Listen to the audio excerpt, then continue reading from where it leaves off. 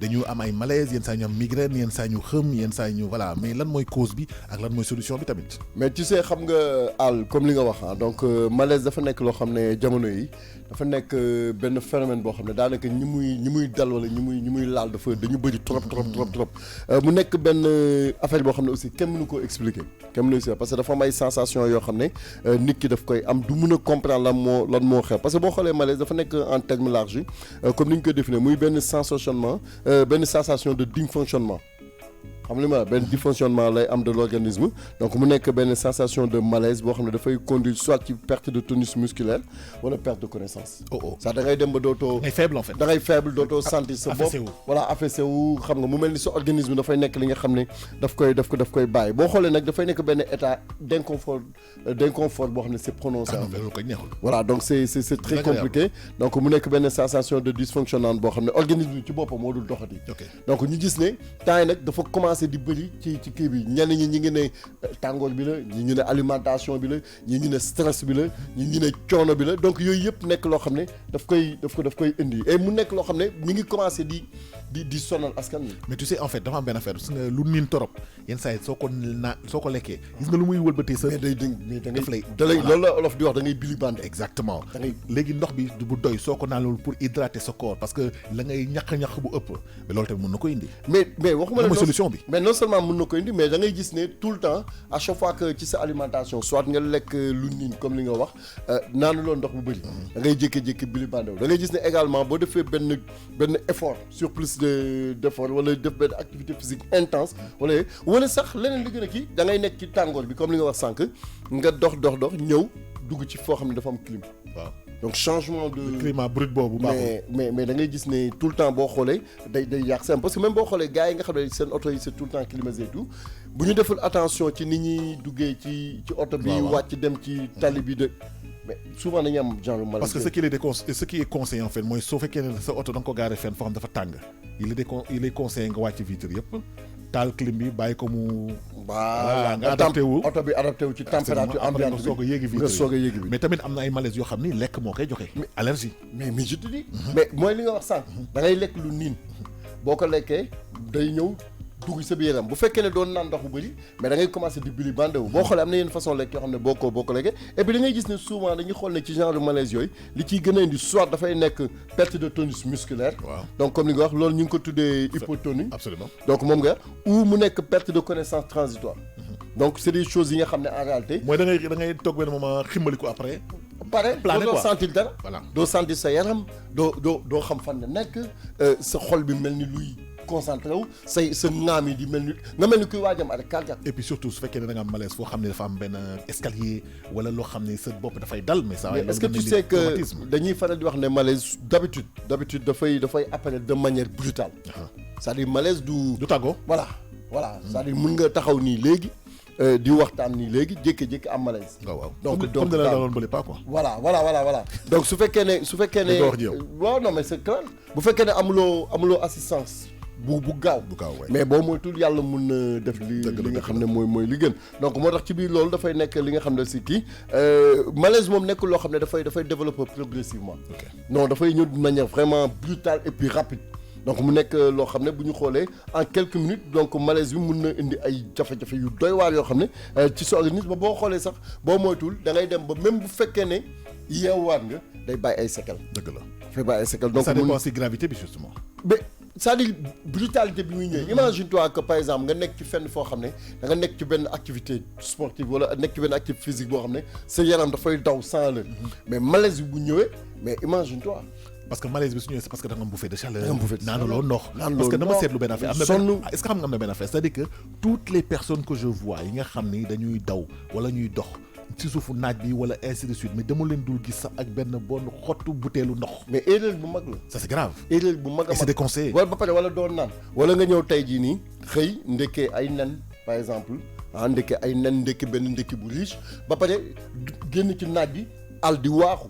naaj bi dafa tàng xam nga wala nga dugg ci bus yi mu nekk nga nekk ci embouteillage yi mais y a de fortes chances bu fekkee ne da nga am problème ay tension wala yenn affaire rek wala nga amoon ay quelques soucis cardiaques dafay ba pare xam nga malaise yi yaa ngi koy wax donc type yi dafa bëri am na li ñuy wax moom mooy malaise lipothymique donc kooku benn xeetu malaise la boo xam ne dafay kette ci benn sensation de malaise sans perte de connaissance nag.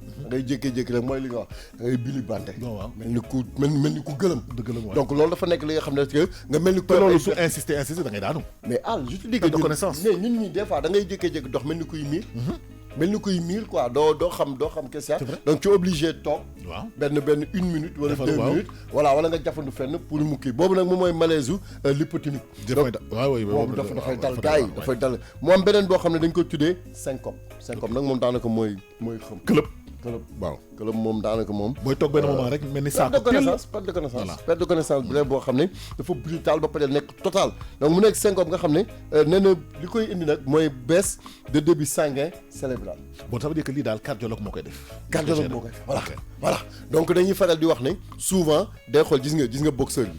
gis nga gars yi dañuy seen système bi mais je te dis da koy jaxase xoolal kenn dafa dox ba mu yàgg rek xëm donc dafay nekk loo xam ne ay cardiologue da nga war di dem di xool médecin tout le temps muy lay vérifier di xool sa cœur di la xool parce que malaise boo xoolee bu la dalee day attaqué directement cœur bu ko attaqué cœur bi day arrêté te bu cœur bi arrêté voilà donc boo xoolee normalement en sport dañ naan sa rythme cardiaque mooy conditionné li la coach bi di wax nga machine yi nga war a utiliser wala yeneen voilà loolu moo koy conditionné en fait mais sa condition physique mooy conditionné le fait que coach bi naan la defal machine bi defal lii lële jëlal temps bi nii defal 5 minutes defal 3 minutes de marche defal 45 minutes de nage defal ay activité donc yooyu moo koy mu mel ni nag am na ay causes yu fréquentes yoo xam ne moom moo koy indi ci gën a bëri stress. Stress mooy li gën a gaaw di indi ay malaise anxiété daf ko indi nga angoissé wala nga paniqué tiit yooyu dafa nekk loo xam ne moom nit boo koy def. maanaam mooy xel bu dalul. xel bu yoon loolu day indi. tranquille. waaw parce que sa rythme cardiaque lay augmenté. mais Al seetlu nga boo tiitee sax. est-ce que mës nga def benn affaire ngay dawal nii di sa oto. jékki-jékki rek am benn obstacle bu ñëw si am gis nga sensation de tiit bi nga xam ne moom. sa cœur moo naan tuuti. mais yow mais je te dis mais tey la dama nekk ci sama téléphone am benn jeu bu ma ci installé man daal maa nekk saa dugal sama casque di jeu man damaa jékki-jékki dégg teel mais Al sama fit bi rës la def mu leneen ne loolu dafa nekk loo xam ne mën na la indil malaise léegi parce que ce système bi ci boppam moom lay perturber. am na ñoo xam ni ça veut dire que am na ñoo xam ni ils sont plus susceptibles am malaise wala am par exemple loolu nga wax léegi parce que ñoom mënuñu supporter yenn choc yi. attanuñ ko ñëpp yemuñu donc loolu ci benn cause yi daf ciy bokk stress moytu leen ko anxiété angoisse panique gaaw a tiit dafa nekk ci kii mais également daf def choc émotionnel. waaw et surtout les sports dangereux aussi. mais xam nga lii yow si sa neer yi ni di jouer normal ñu jékki-jékki nga gis si benn coup boo xam ne daanaka 100 kilos la. mais 95% boo moytu da ngay wàcc. et puis surtout que ñoom suñ dee boxe c'est dans l'intention de faire du mal à l'autre. mais c'est ça des sports dangereux moo tax ñoom ñëpp après dañu am ay séquelles dañuy am Alzheimer comme Mohamed Ali par exemple il a eu des séquelles. ay forman genre c'est des gens yi nga xam ne di parce que yooyu itam ci cause yu malaise si la ba forte chaleur wax nga ko sànq dëkk bi day tàng il fait excessivement chaud dans ce pays là donc yooyu dafa nekk li nga xam ne daf koy indi déshydratation bañ a naan ndox xam nga l'eau est la source de vie. Bah oui.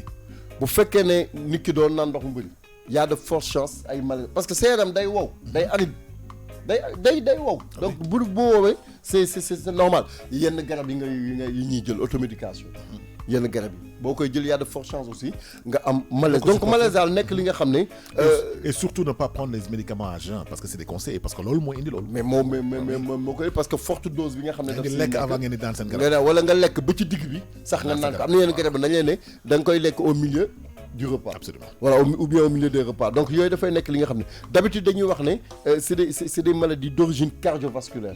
Comme ça, que nous avons dit. Donc, souvent, il y a un accident vasculaire cérébral. Il y a un malaise cardiaque. Ou d'origine neurologique. Ouais. Moi, comme les absolument. Sport de combat ak yoy. Nit ñi nga xamné nak ñom ñoo gëna am risque pour mëna am malaise. Moy les personnes âgées. Waaw. waaw ñi nga xam ne dañu am troisième âge jigéen ñu wan na lor femme enceinte ñu ëmb yi ñooñu def si rek mais ñi nga xam ne dañu nekk des personnes hyper tendues ñi nga xam ne seen tension day yéeg trop ak ñi nga xam ne dañu am ay crise épilepsie maanaam ñi nga xam ne dañuy c'est des personnes épileptiques c'est-à-dire ñooñu c'est des gens benn moment daanu rek di wittaxu mais di say mais ñooñu dañu nekk nit ñoo xam ne y a de fortes chances pour ñoom ñu am li nga xam ne moom mooy malaise donc loolu mooy li nga xam ne tey moom lañ leen indiloon ci feebar boobu nga xam ne dal na nit ñi donc ñu bëri ñu ngi koy commencer di ko am. Le dernier conseil mooy de faire très attention bañ a dox ci naaj bañ a am poids di xool seen masse musculaire corporelle pardon di naan ndox bu bëri yaa ngi dégg di bañ a def ay activité voilà yu fort loolu dafa nekk li nga xam ne sax ba pare boo demee ba sentir ci sa yaram loo xam ne par exemple comme ça ay main gauche ak yooyu day crampe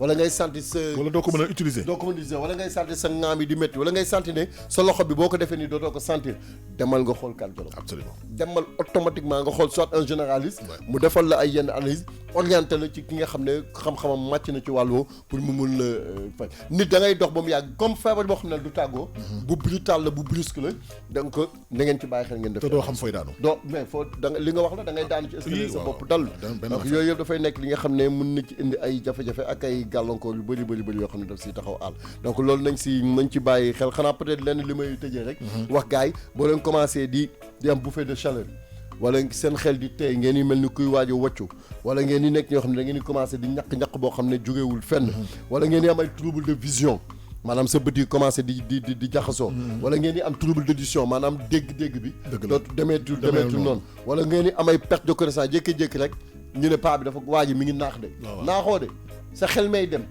donc yooyu yëpp àll dafa nekk li nga xam ne nañ ci bàyyi xel bu baax xam ne yooyu ay risque la pour nga am malaise mais te ay signe la tamit xamal la ne malaise bi mi ngi ñëw àll. Merci beaucoup, c'était King Santé ak Seydina ñu doon wax si wàllum malaise ñu jàll si publicité Papa Dia ñëwaat ciblé bon plan. Vous êtes dans le Morning King. It's a good morning. Wake up to a brand new day. This morning, step in. Vous êtes dans le Morning King.